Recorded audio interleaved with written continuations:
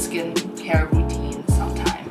But basically, getting it. I use the Clinique Moisture Surge Intense Skin Fortifying Hydrator every day, and it's so good. And especially after a night out, like, your skin needs water as much as you do.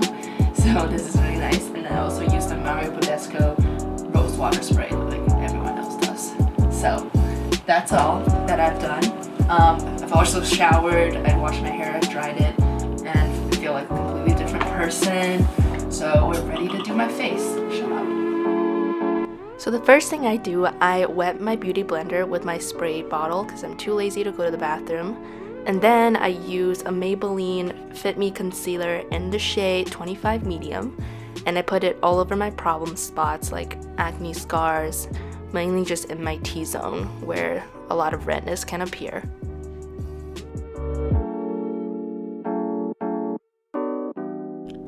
And then I blend everything together with my beauty blender. I want everything to be smooth because streakiness is actually one of my biggest pet peeves in makeup.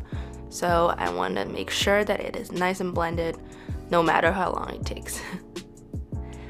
And I will also put some concealer on my eyelid. I usually don't do this on a daily routine, but because after going out, I don't know if you guys have this, I always have really puffy eyes the morning after, so the concealer can help with that. Using my trusty Tarte Shape Tape, like everyone else does, I'm just gonna put it underneath my eyes to hide the dark circles because I usually don't sleep a lot after going out for some reason. So, and then I'm also blending it with my beauty blender.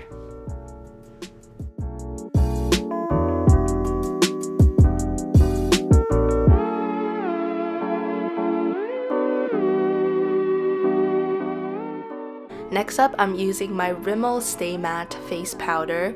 I've been using this powder for about 4 years now, and I've gone through like probably 7 or 8 of these, and it's just so nice and so cheap as well. I think it's like $4 or $5 that you can get at CVS, and it just makes your whole face looks really airbrushed, so I just put that everywhere. And then I'm done with my base. Moving on, I'm going to use my Anastasia Beverly Hills Brow Definer in the shade Granite. And I'm just going to comb my hairs with a little spoolie at the end for a little bit and fill them in.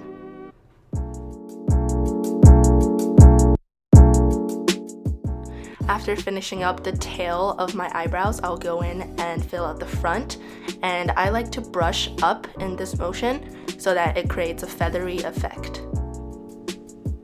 Now I'm just going to use the spoolie to go over the places that I filled in just now to make it look more natural. And then I'm just going to do the same thing on the other brow, and I'm not going to show the full clip because that will take forever. And no, we're not done yet with the brows because the most important step is to clean up what you did with some concealer to make it look more defined and fleeky. So now I'm just using my Maybelline concealer again, and with an angled brush I just want to cut out the very, very sharp ends that I like on my brows. And then I'm gonna go over the places that I just used a concealer on with the beauty blender so it looks more natural and more blended out. And I'm gonna do the same thing on my other eyebrow. And using any brow gel you have, just set all the hairs in place. Moving on to eyeliner. This one I have is by Dolly Wink and I got it in Hong Kong. And I'm just gonna do a little fake wing at the end. I never really line my whole eye because I have monolids / like half double lid. So when I line the whole eye, it gets really messy. And I usually like to clean up the end with a Q-tip to make it more flaky. And it is done on both eyes. Now moving on to lashes. First, you gotta curl it with any eyelash curler you own.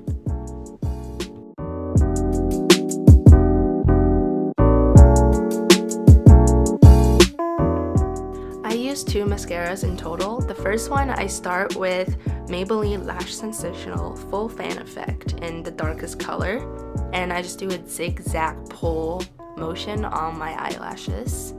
And this mascara has been my favorite for like 3 years now, I believe. So this is like my 7th or 8th tube.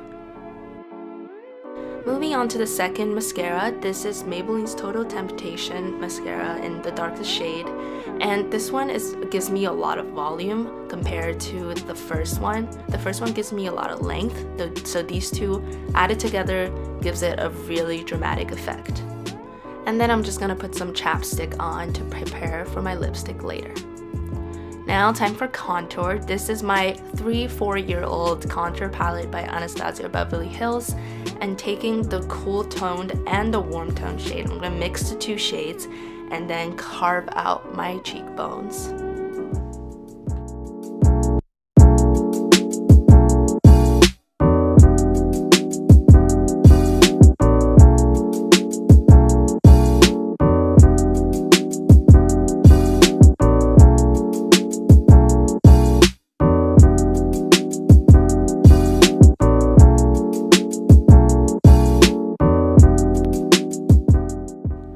I also like to contour my forehead because it gives me a more tanned look, and it is winter now and I need that. And then I'm just gonna go over all the contour with my beauty blender to make it more natural and more blended.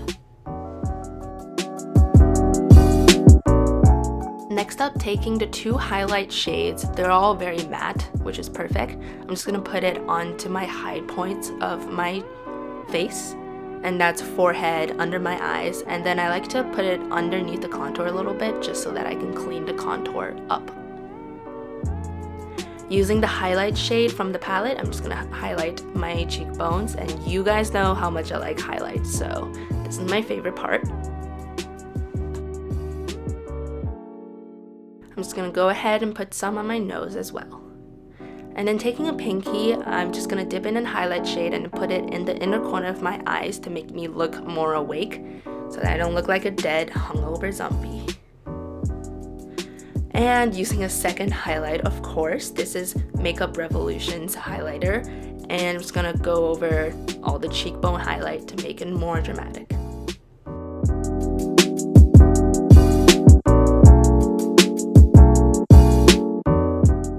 Using Too Faced Perfect Flush Blush in the shade Sparkling Bellini, I'm just gonna put it everywhere on my cheeks. I love blush. I think it makes a person look so much more alive after.